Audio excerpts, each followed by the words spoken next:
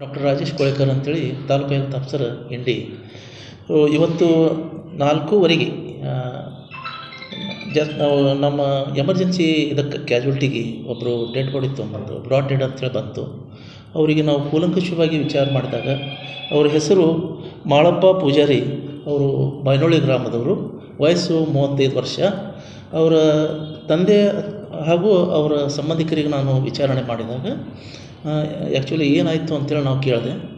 ಇಲ್ಲ ಸರ್, ನಾನು ಫಸ್ಟ್ ಅವ್ರ ಮುತ್ತೆಯವರು ಅಂದ್ರೆ ಅವ್ರ ಡೆತ್ ಆದವರು ಫಾದರ್ ಹೇಳಿದರು, ನನಗೆ ಆರಾಮ ತಪ್ಪಿತ್ತು ಆರಾಮ ತಪ್ಪಿದ ಕೂಡಲೇ ಈ ಥರ ಲಿಂಗರಾಜ ಹೊಸಮನಿ ಅವರಿಗೆ RMP ಅಂತೇಳಿ ವೈದ್ಯರು ಅವ್ರಿಗೆ ಕರೆಸಿ ನಾನು ಇಂಜೆಕ್ಷನ್ ಮಾಡಿಕೊಂಡೆ. ಅವ್ರಿಗೆ ಕರೆಸಿ ಇಂಜೆಕ್ಷನ್ ಮಾಡ್ಕೊಂಡ ನಂತರ ಆಮೇಲೆ ನನ್ನ ಮಗ ಬಂದ ನಂತರ ಇಲ್ಲ ನನ್ನ ಮಗ ಏನು ಹೇಳ್ದ ಅಂತಂದ್ರೆ ನನಗಿಲ್ಲ ಭಾಳ ಪಿತ್ತಿನ ತ್ರಾಸ ಆಗ್ಲಿಕತ್ತೈತಿ, ನನಗೆ ಭಾಳ ಒಂದು ಸ್ವಲ್ಪ ಉಲ್ಟಿ ಬಂದಂಗೆ ಆಗ್ಲಿಕತ್ತೈತಿ, ಎದ್ಯಾಗ ಉರ್ದಂಗೆ ಆಗ್ಲಿಕತ್ತೈತಿ, ಹೊಟ್ಟೆಗೆ ಉರ್ದಂಗೆ ಆಗ್ಲಿಕತ್ತೈತಿ ಅಂತ ಅಂದ ನಂತರ ಸದರಿ ವೈದ್ಯ RMP ವೈದ್ಯನೂ ನಮಗೇನು ಅದ್ರ ಬಗ್ಗೆ ಮಾಹಿತಿ ಇಲ್ಲ. ಅವನು ಒಂದು ಇದರೊಳಗೆ IV ಇಂಜೆಕ್ಷನ್ ಏನೋ ಕೊಟ್ಟಾನ ಅಂತ ಹೇಳ್ತಾರೆ. ಅಂದ್ರೆ ನರದಲ್ಲಿ ಇಂಜೆಕ್ಷನ್ ಕೊಟ್ಟ ಒಂದು 20 ನಿಮಿಷದೊಳಗೆ ಅವನು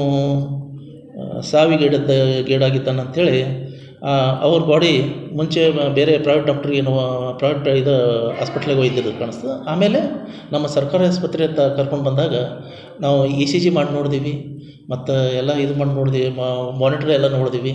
ECG ಫ್ಲ್ಯಾಟ್ ECG ಬಂತು, ಮತ್ತು ಮಾನಿಟರ್ಸ್ ಎಲ್ಲ 0 ಬಂತು. ಅಂದ್ರೆ ಪಲ್ಸ್ ಇರಲಿಲ್ಲ, ರೆಸ್ಪಿರೇಟರಿ ರೇಟ್ ಇರಲಿಲ್ಲ, ಕಾರ್ಡಿಯಾಕ್ ಇದು ಇರಲಿಲ್ಲ, ಮತ್ತು ಹಾರ್ಟ್ ಸೌಂಡ್ಸ್ ಇರಲಿಲ್ಲ ಅವೆಲ್ಲ, ಮತ್ತು ಪಿಪಿಲ್ಸ್ ಎಲ್ಲ ಫಿಕ್ಸ್ ಆಗಿತ್ತು, ಮತ್ತು ಎಕ್ಸ್ಟ್ರಿಮಿಟೀಸ್ ಕೋಲ್ಡ್ ಆಗಿತ್ತು. ಈ ಎಲ್ಲ ಇದು ಗಮನಿಸಿದಾಗ ಆ ವ್ಯಕ್ತಿ ಮೃತನಾಗಿದ್ದಾನೆ ಅಂಥೇಳಿ ನಾವು ಸಂಬಂಧಿಸಿದ ಅವರ ತಾಯಿ ತಂದೆಗೆ ನಾವು ತಿಳಿಸಿದ್ದೀವಿ. ಈಗ ಸದ್ಯಕ್ಕೆ ಮುಂದಿನ ಕ್ರಮಕ್ಕಾಗಿ ನಾವು ಗ್ರಾಮೀಣ ಇಂಡಿ PSI ಅವರು ಹಾಗೂ CPI ಅವರಿಗೆ ನಾವು ಬರಲಿಕ್ಕೆ ಹೇಳಿದ್ದೀವಿ. ಅದೇ ಥರ ಈಗ ಸದ್ಯಕ್ಕೆ ನಮ್ಮ ಆಸ್ಪತ್ರೆಗೆ ಪೊಲೀಸರು ಬಂದಿದ್ದಾರೆ. ಮುಂದಿನ ನಾವು ಇದು ಮಾಡಿಕೊಂಡು ಎಷ್ಟು ಜನ ನಮ್ಮ ತಾಲೂಕಿನಲ್ಲಿ ಇದ್ದಾರೆ. ತಾಲೂಕು ಅಷ್ಟೇ ಅಲ್ಲ, ಜಿಲ್ಲೆಯಲ್ಲಿ ಮೊನ್ನೆ ಜಿಲ್ಲಾಧಿಕಾರಿಗಳು DHO ಅವರ ಸಭೆಯಲ್ಲಿ ನಮಗೆ ಆದೇಶ ನೀಡಿರ್ತಾರೆ. ಅದೇ ಥರನಾಗಿ ನಾವು ಇವತ್ತು ತಹಸೀಲ್ದಾರ್ ಸರಿಗೆ ಒಂದು ಮನವಿ ಕೊಟ್ಟಿವಿ, ಮತ್ತು CPI ಅವರಿಗೆ ಒಂದು ಮನವಿ ಕೊಟ್ಟಿವಿ, ಮಧ್ಯಾಹ್ನ ಕೊಟ್ಟಿದ್ದೀವಿ. ಪಲ್ಸ್ ಪೋಲಿಯೋ ಕಾರ್ಯಕ್ರಮ ಬಿಜಿ ಇರೋದ್ರಿಂದ ಇವತ್ತೇ ಕೊಟ್ಟು ಕಳಿಸಿದ್ದೀವಿ. ಅಚಾನಕವಾಗಿ ಕಾಕತಾಳಿ ಎಂಬಂತೆ ಇವತ್ತೊಂದು ಅದು ಇದು ಆಗೈತಿ. ಆ ರೀತಿಯಿಂದ ನಾವು ಎಷ್ಟು ಜನ ಆ ಥರ RMP ವೈದ್ಯರಿದ್ದಾರೆ, ತಹಸೀಲ್ದಾರ್ ಸರ್ ಹೆಲ್ಪ್ ತೊಗೊಂಡು CPI ಸರ್ ಹೆಲ್ಪ್ ತೊಗೊಂಡು ನಾವು 2 ದಿವಸದೊಳಗೆ ಅವ್ರ ಮೇಲೆ ದಾಳಿ ಮಾಡಿ ಪೂರ್ತಿ ಮುಚ್ಚೆ ಬಿಡ್ಬೇಕು ಅವರು. ಆ ಥರ ಒಂದು ಕ್ರಮ ಕೈಗೊಳ್ತೀವಿ. ಧನ್ಯವಾದಗಳು ಸರ್. ಇನ್ನೊಂದ್ರಿ, ಈ ಥರ RMP ಡಾಕ್ಟರ್ಗಳಿಂದ ಈಗ ಜನರಿಗೆ ಆಗೋದು ಸಮಸ್ಯೆಗಳು ನೀವು ಕಂಡಿದ್ದೀವಿ. ಇನ್ನು ಮುಂದೆ ಹಳ್ಳಿಯ ಗ್ರಾಮಸ್ಥರು ಈಗ RMP ಡಾಕ್ಟರ್ಗಳಲ್ಲಿ ಹೋಲಾರ್ದಂಗೆ ನೀವೇನು ಹೇಳ್ತೀರಿ? ನಾವು ಆ ಥರ ಹೆಲ್ತ್ ಎಜುಕೇಷನ್ ಕೊಡ್ತೀವಿ ಸರ್. ನಮ್ಮ BHO ಇರ್ತಾರೆ, ಆಶಾ ವರ್ಕರ್ಸ್ ಇರ್ತಾರೆ, ಮತ್ತು ನಮ್ಮ ANMs ಇರ್ತಾರೆ, ಅವ್ರ ಮುಖಾಂತರವಾಗಲಿ, ಮತ್ತು ನಮ್ಮ PHC ಒಳಗೆ ನಮ್ಮ ವೈದ್ಯಾಧಿಕಾರಿಗಳು ಇರ್ತಾರೆ, ಅವ್ರ ಮುಖಾಂತರವಾಗಲಿ ಎಲ್ಲ ಕಡೆಯಿಂದ ನಮ್ಮ ಹೆಲ್ತ್ ಸ್ಟಾಫ್ ಅವರು ನಮ್ಮ ಜೊತೆ ಇದು ಮಾಡಿಕೊಂಡು ಹೆಲ್ಪ್ ತೊಗೊಂಡು ಅವರಿಗೆಲ್ಲ ಒಂದು ಈ ಥರ RMP ಡಾಕ್ಟರ್ ಕಡೆ ಹೋಗಬೇಡ್ರಿ, ಬಂದ್ರೆ ಒಳ್ಳೆಯ ಇದು ಇದ್ದದ್ದು ನಾಲೆಜ್ ಇದ್ದದ್ದು ಅಂದರೆ MBBS ಡಾಕ್ಟ್ರು, ಇಲ್ಲಾಂದ್ರೆ ಪ್ರೈವೇಟ್ ಕ್ಲಿನಿಕ್ ಇದ್ದವರು, ಮತ್ತಿಲ್ಲ MD ಡಾಕ್ಟ್ರು ಅಂಥವ್ರಿಗೆ ನೀವು ತೋರಿಸ್ರಿ, ಬೇರೆ ಕಡೆ ಎಲ್ಲಿ ತೋರಿಸ್ಲಿಕ್ಕೆ ಹೋಗ್ಬೇಡ್ರಿ. ಇಲ್ಲಾಂದ್ರೆ ಪ್ರಾಥಮಿಕ ಆರೋಗ್ಯ ಕೇಂದ್ರಕ್ಕೆ ಬಂದು ಟ್ರೀಟ್ಮೆಂಟ್ ತೊಗೋಬೋದು, ಇಲ್ಲಾಂದ್ರೆ ನಮ್ಮ ಸರ್ಕಾರಿ ತಾಲೂಕು ಆಸ್ಪತ್ರೆಗೆ ಬಂದು ನೀವು ಟ್ರೀಟ್ಮೆಂಟ್ ತೊಗೋರಿ ಅಂತೇಳಿ ಆ ಥರ ಒಂದು ನಾವು ಹೆಲ್ತ್ ಎಜುಕೇಷನ್ನ ಮಾಡ್ತೀವಿ ಅಂತೇಳಿ ನನ್ನ ಅಭಿಪ್ರಾಯ. ಸರ್, ಪೇಷಂಟ್ ಇಲ್ಲಿ ಬಂದ ತಕ್ಷಣ ಚಿಕಿತ್ಸೆ ಮಾಡಿದ ವೈದ್ಯ RMP ಡಾಕ್ಟರ್ಗೆ ಏನಾದರೂ ಕಾಲ್ ಮಾಡಿದ್ರು? ಸರ್, 5 ಸಲ ಕಾಲ್ ಮಾಡಿದ್ದೆ ನಾನು. 5 ಸಲ ಕಾಲ್ ಮಾಡಿದ್ದೆ. ತಮಗೆ ಕಾಲ್ ರೆಕಾರ್ಡ್ ನಂತರ ತೋರಿಸ್ತೀನಿ. ಅದೇ ಥರನಾಗಿ ನಾನು ಒಂದು ವಾರದಲ್ಲಿ ಸುಮಾರು 3 ಸಲ ನಾನು ಒಂದು ಸ್ಥಳೀಯ ನಮ್ಮ ಇಂಡಿ ನಗರದ ಬಾಬರ್ ಅಂತೇಳಿ 3 ಸಲ ಅವರಿಗೆ ಆಸ್ಪತ್ರೆಗೆ ಚಾವಿ ಹಾಕಿ ಬೀಗ ಹಾಕಿ ಬಂದು ಫಸ್ಟ್ ಡೇ ಬೀಗ ಹಾಕಿದೆ. ಆಮೇಲೆ 2ನೇ ದಿವಸ ಮತ್ತೊಬ್ಬರು ನನಗೆ ಒಬ್ಬರು ದಶರಥ್ ಅಂಥೇಳಿ ಅವರು ರೈಟಿಂಗ್ನಾಗ ಬರೆದು ಕೊಟ್ಟಿದ್ದರು. ಅವ್ರು ರೈಟಿಂಗ್ನಾಗ ಬರೆದು ಕೊಟ್ಟರು ಅಂಥೇಳಿ ಬಾಬರ್ ಆಸ್ಪತ್ರೆ ಮೇಲೆ ದಾಳಿ ಮಾಡಿದಾಗ ಮರುದಿವ್ಸ ಮಳೆ ಮರುದಿವ್ಸ ಮತ್ತೆ ಅವರು ಓಪನ್ ಮಾಡಿದರು. ಮತ್ತು ನನಗೆ ತಿಳಿದು ಬಂತು. ಮತ್ತು ನಾನು ಅವ್ರಿಗೆ ಹೋಗಿ ಚಾವಿ ಹಾಕಿ ಬಂದೆ.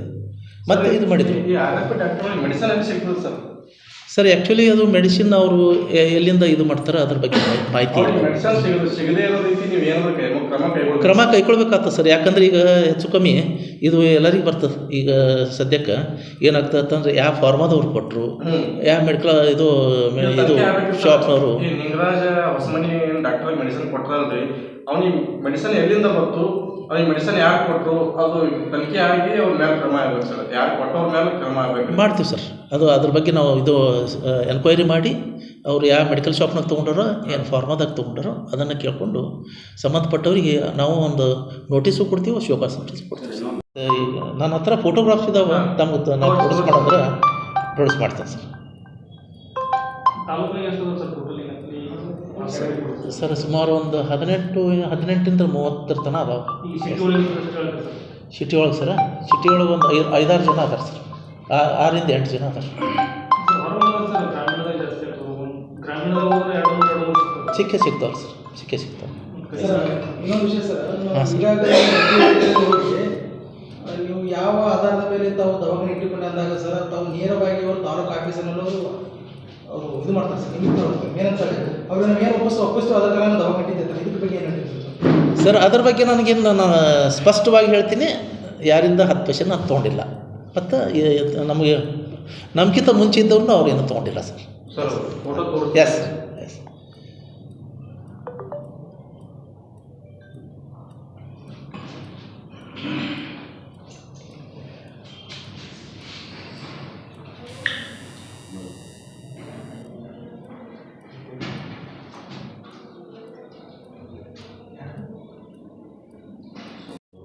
ಸಲ ಆ ಥರ ಎಲ್ಲರಿಗೆ ಹಿರಿಯ ಅಧಿಕಾರಿಗಳಿಗೂ ಬರ್ತಿರ್ತಾವೆ, ನಮ್ಮ ತಾಲೂಕಾ ಲೆವೆಲ್ ಆಫೀಸರ್ಸ್ಗೂ ಬರ್ತಿರ್ತಾವೆ.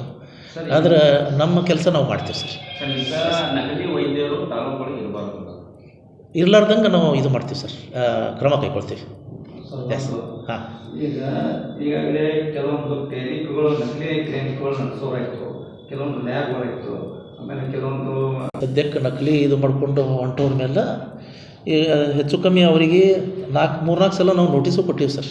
ನಮ್ಮ ಇದಕ್ಕೆ ಮುಂಚೆ ನಾನು ರೀಸೆಂಟ್ಲಿ ಚಾರ್ಜ್ ತೊಗೊಂಡಿನಿ. ಇದು ನಮ್ಮ ಜಾಧವ್ ಸರ್ ಅಂತಿದ್ದರು, ಅವರು 3-4 ಸಲ ಅವ್ರಿಗೆ ನೋಟಿಸು ಕೊಟ್ಟಾರೆ ಸರ್. ನೋಟಿಸ್ ಕೊಟ್ಟದ್ದಕ್ಕೂ ಅವರು ಮಾನ್ಯತೆ ಇದು ಮಾಡಿಲ್ಲ. ಸುಮಾರು ಒಂದು 15 ದಿವಸದಿಂದ ಅವರೆಲ್ಲ ಹೆಚ್ಚು ಕಮ್ಮಿ ಬಂದೇ ಮಾಡಿದ್ರು. ನಾನು ಒಂದು 3-4 ಕಡೆ ವಿಸಿಟಿಗೆ ಹೋಗಿದ್ದೆ. ನೋಟಿಸ್ ವಿಷಯ ಏನು ಸರ್, ಈಗ ನೋಟಿಸ್ ಕೊಟ್ಟರು ಈ ಥರ ಆಯಿತು ಅಂತಂದ್ರೆ ನಾವು ಪರ್ಮನೆಂಟಾಗಿ ಕ್ಲೋಸ್ ಮಾಡ್ತೀವಿ ಸರ್. ಎಸ್, ಪರ್ಮನೆಂಟಾಗಿ. ಆರೋಗ್ಯ ಅಧಿಕಾರಿಗಳು ಇಂಡಿ ಸರ್. ನಾನು ಡಾಕ್ಟರ್ ರಾಜೇಶ್ ಓಳೇಕರ್ ಅಂತೇಳಿ ಸರ್.